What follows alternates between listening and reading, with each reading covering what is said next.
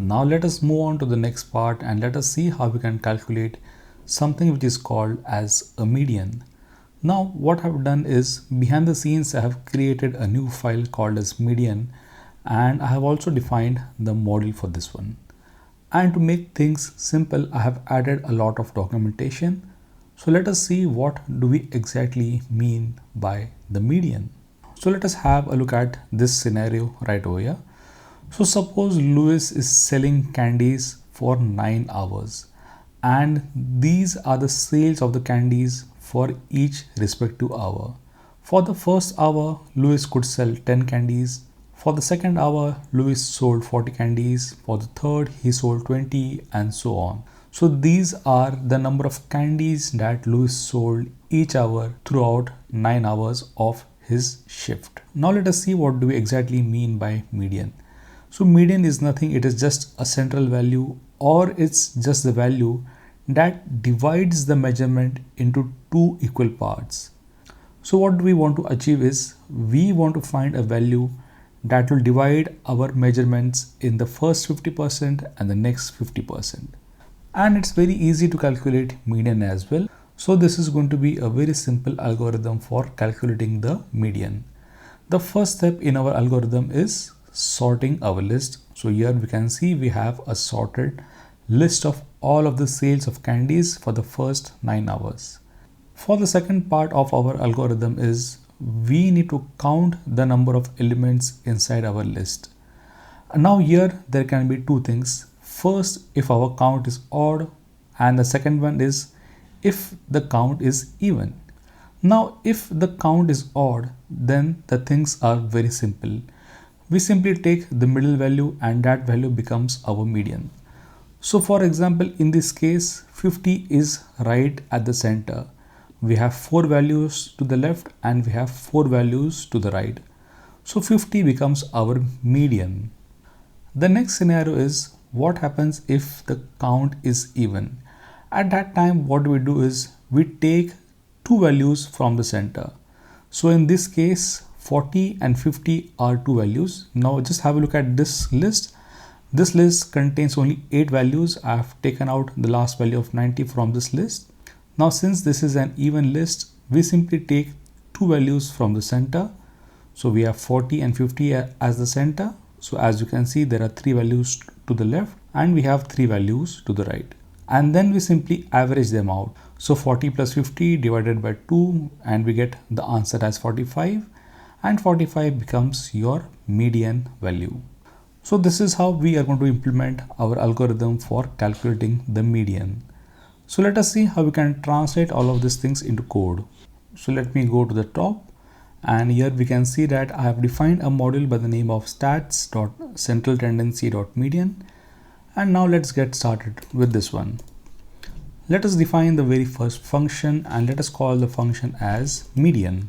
This function is going to accept a list of our numbers, so we can call the argument as numbers list, and let us also use the guard right over here.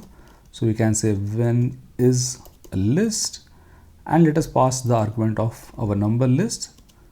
So this is one scenario, and the next scenario could be we don't get a proper list over here. So for handling that case, let us define one more version. So we can say median. We simply want to ignore the input and we simply want to throw an error, but first we need to create an alias, so it's very easy for us to use those modules. So let me create an alias for our stats.errors, and here we can say that we simply want to return our errors.invalid data type. Now let us go back to this function and let us see how we can implement this one. So the first thing is we need to validate our list of numbers. So again, let me create one more alias at the top. So here I can say that we want to create yet another alias, and this time it's for stats.our validators. And now let us go down right over here. So here what we can do is we can simply take the list of our numbers and then we can pipe this list of numbers inside our validators.validate numbers list. And after we validate our numbers list, then we can pipe the output into yet another function by the name of calculate median. Now we don't have that function as of now, but we will create it shortly. Let me put a separate line over here, and here let us define the function of calculate median. Now let me scroll slightly up so that everything is visible. Now let us see what this function is going to receive. So the output of this function, validate numbers list, is going to be piped into the function of calculate median. And as you can see, this function either returns a boolean and our numbers list, or it returns the atom along with the error message. So let us pattern match on various scenarios and let us see how we can handle different cases. The first and the most easiest one is just to handle the error. So in case we get an input like this, we get an error and the second argument is a message. At that time, we can simply return back the tuple of error and the message as it is.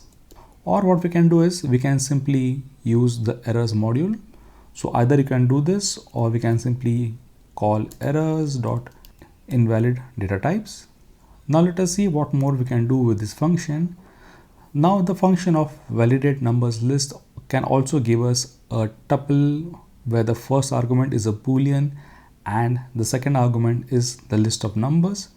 So let us pattern match on this scenario and let us see how we can work with this one.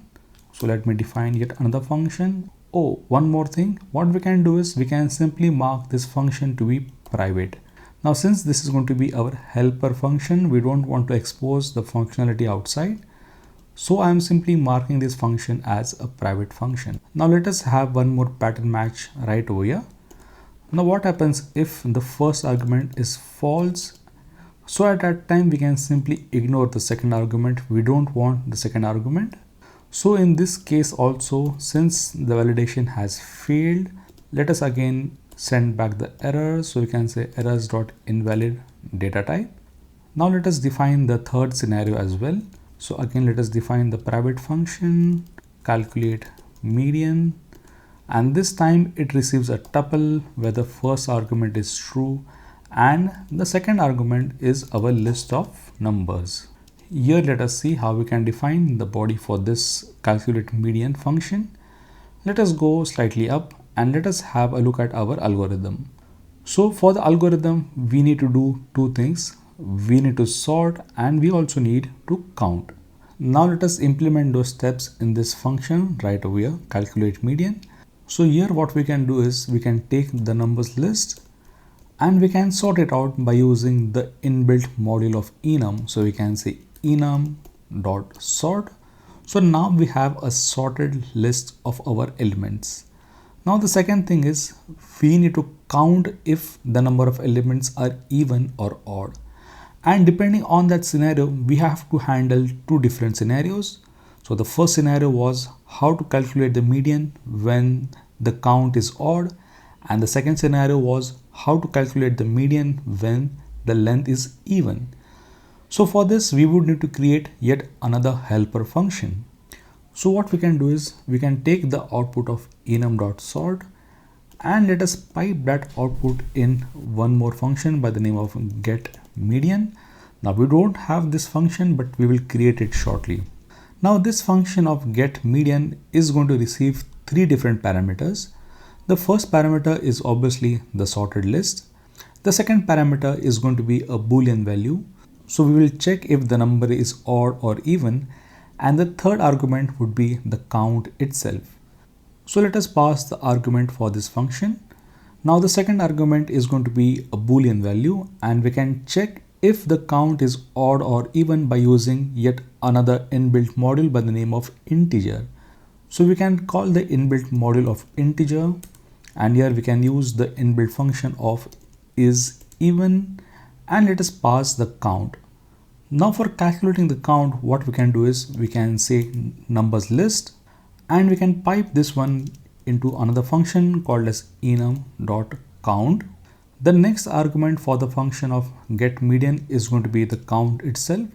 So here again what we can do is we can say numbers list and we can pipe the output into enum.count. Now as you can see, we have a little bit of repetition.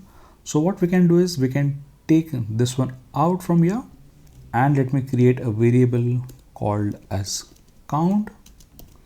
Let me put it right over here, and we can simply replace this by the variable of count, and this also gets replaced by the variable of count.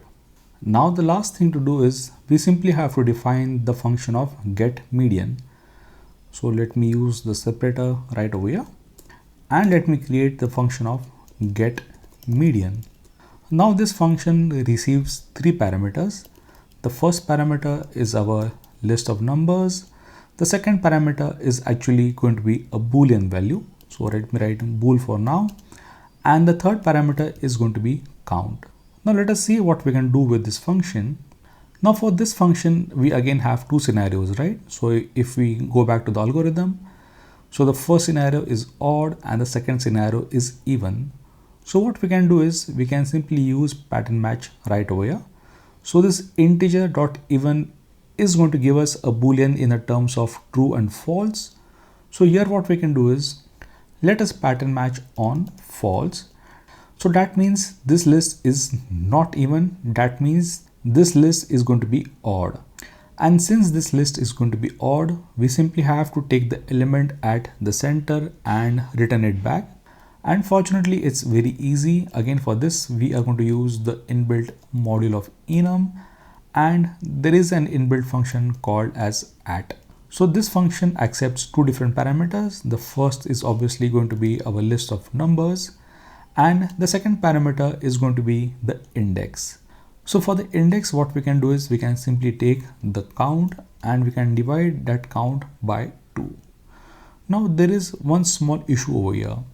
So this count divided by 2, this actually returns back a float, and the index value cannot be float. So suppose if this value returns an integer such as 4.5, so in that case we don't have any values, or rather we don't have any index called as 4.5. So what we need to do is we need to have an integer division and not a float division over here.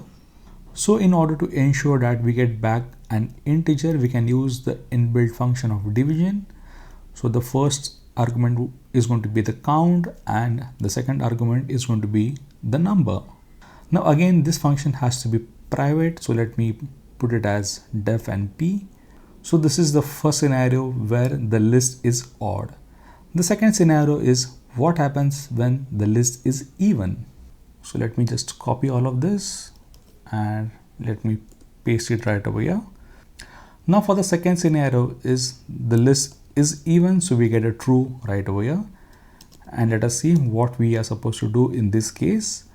So if you go back to the algorithm, so in this case we have to take two values from the center, and then we simply have to divide them by 2 and return back the value. So let us do exactly those things right over here. Now what we can do is let us create two variables to hold the values from the center. So we can say that the first variable is a, and let me copy this function right from here. Now in this case we have to take one previous value, right? So if I go back over here, we want to take the value which is right over here. So what we can do is we can say count minus of 1, and let me again copy and paste. For the next value we don't need -1, and let us call that variable as b. So now we have both the values from the center, and we simply have to add a plus of b, and we just want to divide them by 2, and that's it. Now as soon as I saved my file, we can see that we are getting a small error right over here. So what is this saying? That you must require integer before invoking the macro. So what's happening is Elixir is actually using a macro. So macro is a kind of a code that generates yet another code. But for now we don't have to go into the specifics. We just have to do whatever this error message is telling us. So if you just refer the message, it is saying that we simply have to require integer. So let's do exactly the same thing. So let me go to the top, and here I can say that I want to require the module of integer, and that's it. Now the error should be gone. Yes, now all of the errors are sorted out. The last thing is, let us go to our public API. Let us go to lib, and under lib, let us go to the module of stats, and let us create a def delegate right over here as well. Let us use the macro of def delegate, and we can say that we want to define the function of median. Now this function accepts the list of our numbers, and we simply want to delegate this function to the module of median. But before, let us create an alias right on the top. So what we can do is we can import different modules on the same line. So we can say that I also want to import median right over here. Now here on line number 9, we simply want to delegate the execution to the module of median. So now let me open up my terminal and let me go inside IEX and let me clear up everything. So here let us try and invoke that function. So we can say stats.median, and let us create a list right over here, and let me pass the values. So as we can see, we are getting the value as 50. Now what I have done is, this is a list of our odd numbers. Next, let me pass one more list which has even numbers. So let me take out 90. I don't need 90 from here. And in this case, we are getting the value as 45. Well, that's it for this video, and I will catch you right in the next one.